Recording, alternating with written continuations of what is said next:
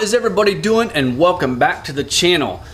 Today was really the first drive that I was actually able to take with the truck with the new injectors. I drove, to and from work. That's right around 30 miles, and then I did a couple of errands. So altogether, so far, right around 40 miles on the new injectors.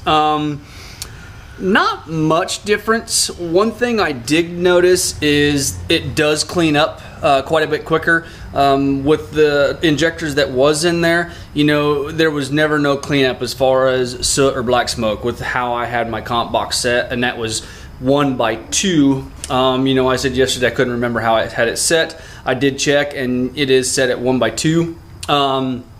I did bump it up to 1x4 just to add just a little bit more air and see what would happen. It did run up pretty good.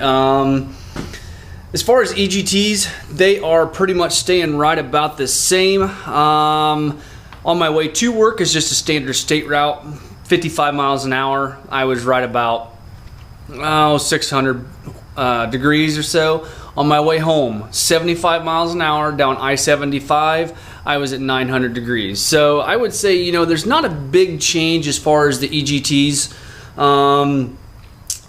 Through town, it's pretty much minimal. Idle's the same, 300 degrees. My turbo is a 5765. Inducer side, or on the compressor side, it's a 57 inducer, but I'm not sure what size the exducer is. I did not when I did those measurements, I didn't know as much as what I am learning now and know now, so I didn't measure the exducer as far as the turbo. So I really don't know what that is. I know it's a 57 65, and that's pretty much it. I'm going to assume it's a 65 compressor, and then inducer's a 57. It's an S300 Super Beast single is what it actually is. So everything's going pretty good.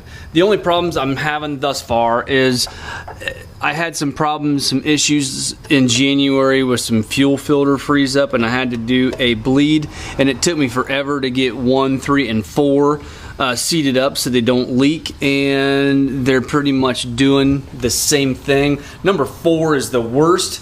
You can't get those seated up and tight so they don't leak. As far as mine, I may just have to invest in a new line set. Really don't want to, but if I have to, then I guess so be it. I can buy just number 4 if I so choose, but then that means I have to take everything apart, fish it through. It's just easier probably to get online and order a new line set and get that taken care of. But as far as power is there. It runs out really good. Actually, it runs better because it doesn't have all that fuel in the beginning choking out the turbos, so spools up just a little bit quicker is good there. Again, with my ISPRO gauges, if you look back in some of my previous videos, I did a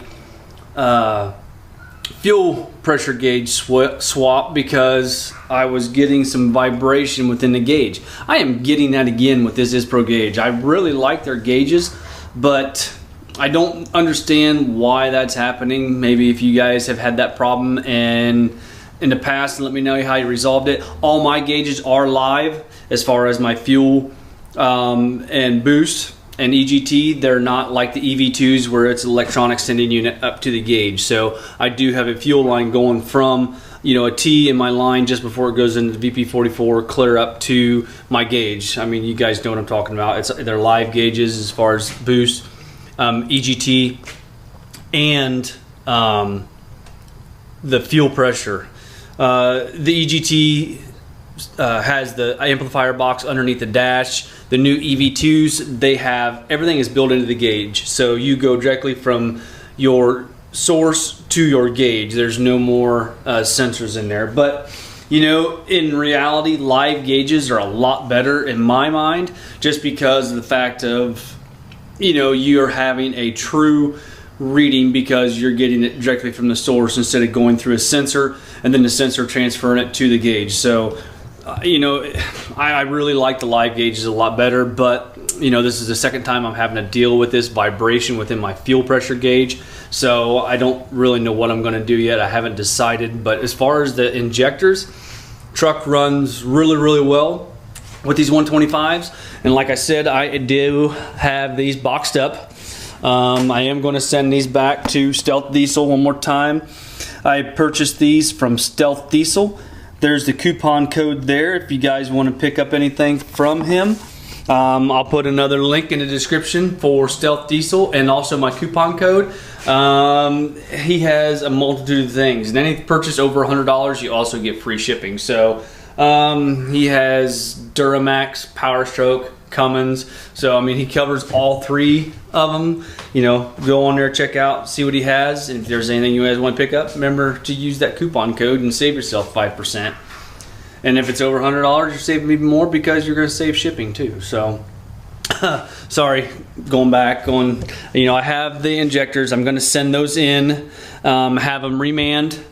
Have him go through them, tell me actually what size they are, and also if they're any of them's bad, if they're worth, you know, doing anything with, and then I have a plan for them, but I'll divulge that to you guys later on. Also in the mail today, got another box, another package. It is a tool to do my next job.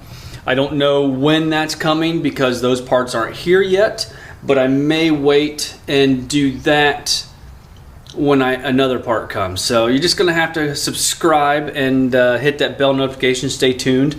But I just wanted to update you on how the injectors are doing. And also I had a comment a while back as far as my fleece coolant bypass line. You know, it was just lying there. I actually used some rubber coated eyelets and used one of the studs and then used the top of the where your heater core line is actually supposed to go into, because I'm missing that bracket and haven't made one yet. So, you know, I've got all that stuff taken care of. It is in place now and looped up in the back there, so it will not get into my exhaust manifold. I think for tonight, that's pretty much all I have. So if you don't mind, hit that subscribe button, give me a thumbs up, and hit that subscribe button, give me a thumbs up, hit that like button also, and help the channel grow. And until next time, guys, we'll talk to you later on. Bye-bye.